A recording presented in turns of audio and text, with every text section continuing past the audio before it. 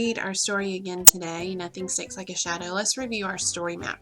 So whenever we're listening, we can listen for even more new details. Alright, so we said the setting, we couldn't really name the place, but we knew it was outside. Sometimes they're like in a forest, there's like pretty green grass and rolling hills, so somewhere outside.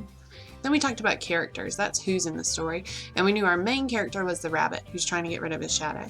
And then he has a lot of animal friends like a woodchuck, fox, skunk, beaver. There are others too, aren't there? But those are the ones we named yesterday. When we talked about his problem, we said his problem was that he was trying to get rid of his shadow. He was trying to get unstuck from his shadow. And he tried all kinds of different ways, didn't he? He tried running, hiding, sweeping, cutting, pulling. He even got in the water. But nothing worked until he fell asleep and it turned into nighttime, right?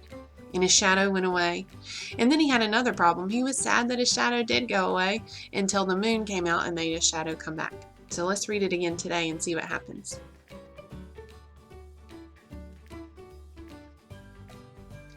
Nothing Sticks Like a Shadow. Written by Anne Tompert and illustrated by Lynn Munsinger.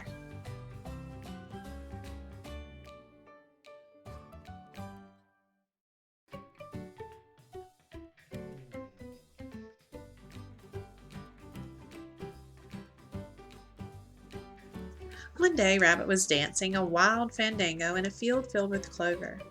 Woodchuck was watching him from the doorway of his burrow. "Isn't it lonely, playing by yourself?" Woodchuck asked. "I'm not alone," said Rabbit, pointing. "See my shadow? It goes where I go, and it does what I do." "I know what you mean," said Woodchuck. "I can't escape my shadow either, no matter how hard I try." "I can if I want to," said Rabbit. "Oh, no, you can't," said Woodchuck. "No one can." "I can too," said Rabbit. "Can't," said Woodchuck, and they pitched cans and cants at each other until Woodchuck said, "I'll bet you my hat you can't." "Looks as if I'm going to have a new hat," said Rabbit.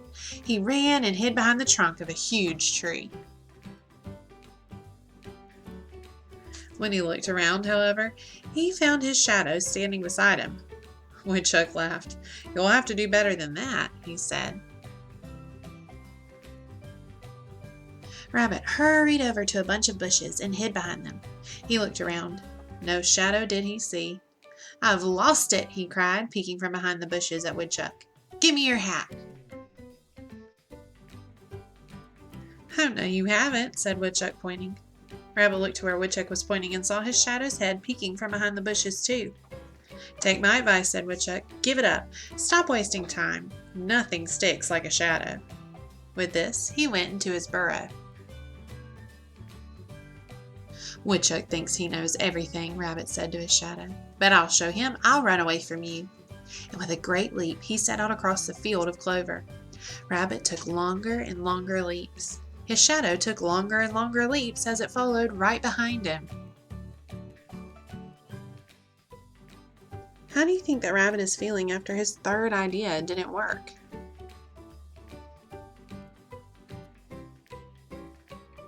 Soon, Rabbit came to a path beside a river. There he met Beaver carrying a broom over his shoulder. "Why are you running?" asked Beaver. "I'm trying to get away from my shadow," said Rabbit. "Woodchuck bet me his hat that I couldn't." "Well," said Beaver, "it's easy to see you can't run away from it. See if you can sweep it away. Nothing sweeps better than a new broom, you know, and I just bought this one at the market." "Thank you," said Rabbit, and he began to sweep the path where his shadow lay. Back and forth, Rabbit swished the broom. Great whirlwinds of dust filled the air. Soon Rabbit was coated with dust. Dust got into his eyes, making them itch. Dust got into his nose. He sneezed and then he sneezed again, but he didn't stop sweeping until he could see his shadow no longer. "I've lost it!" he cried. "I've lost it!" Dropping his broom, Rabbit danced a little jig, and as he danced, the dust settled to the ground, and there was his shadow dancing beside him. "I guess shadows can't be swept away," said Beaver. "I'm sorry I couldn't help you." He picked up his broom and went on his way. No sooner had Beaver left than Skunk came along. "Goodness!" he exclaimed. "What happened? I've never seen anyone so dirty." I was trying to sweep my shadow away, said Rabbit. Everyone knows you can't sweep away shadows, said Skunk. You can't hide from them or run away from them either, said Rabbit. How do you think Rabbit's feeling now?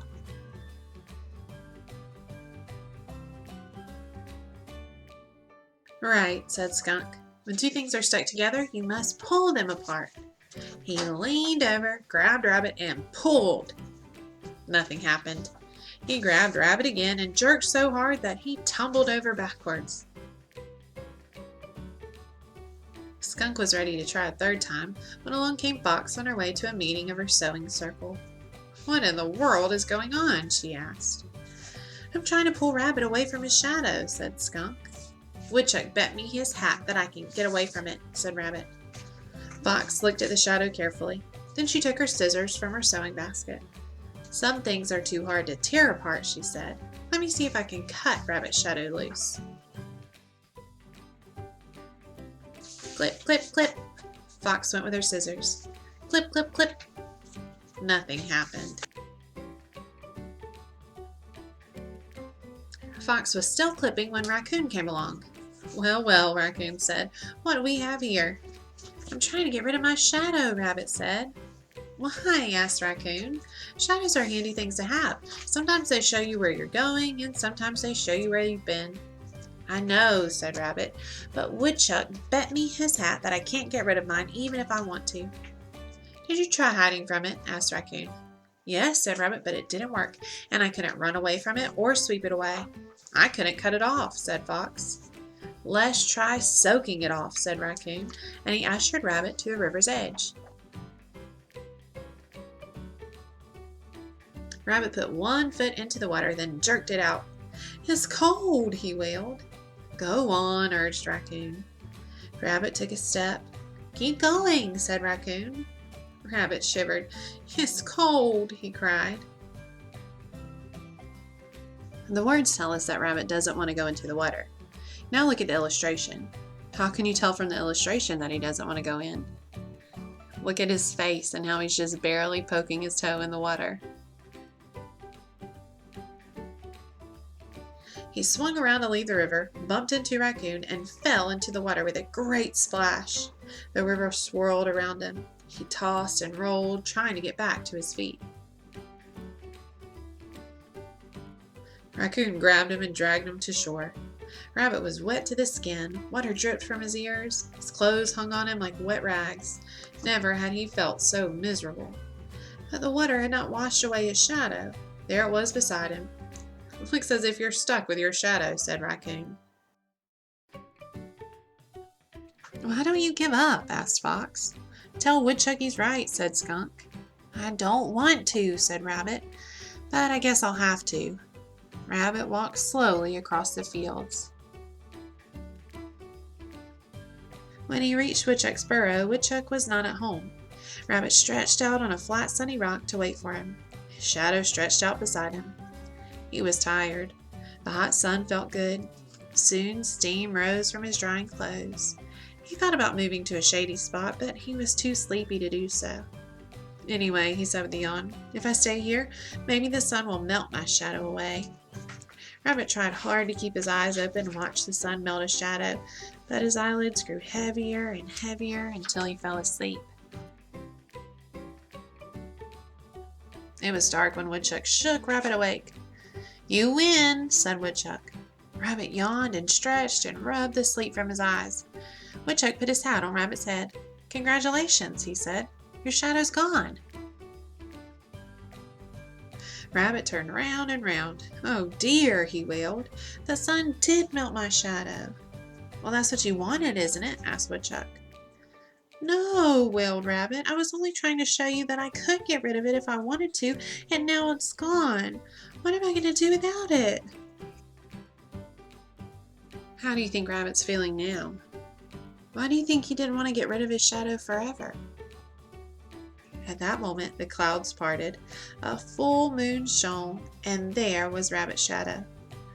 Look, cried Rabbit, it's back. You were right after all. And he and his shadow whirled and twirled in a wild fandango. Of course I'm right. crowed Woodchuck, snatching his hat from Rabbit's head. "I told you that nothing sticks like a shadow."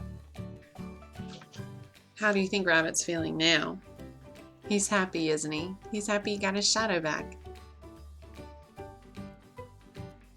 One word from our book is advice. What's that word?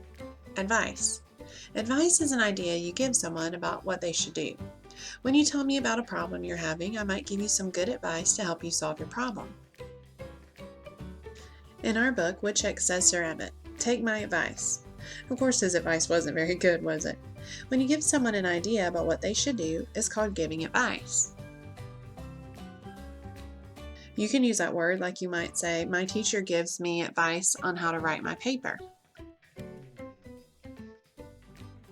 What's that word again? Advice. Another word from our book is miserable. What's the word? Miserable.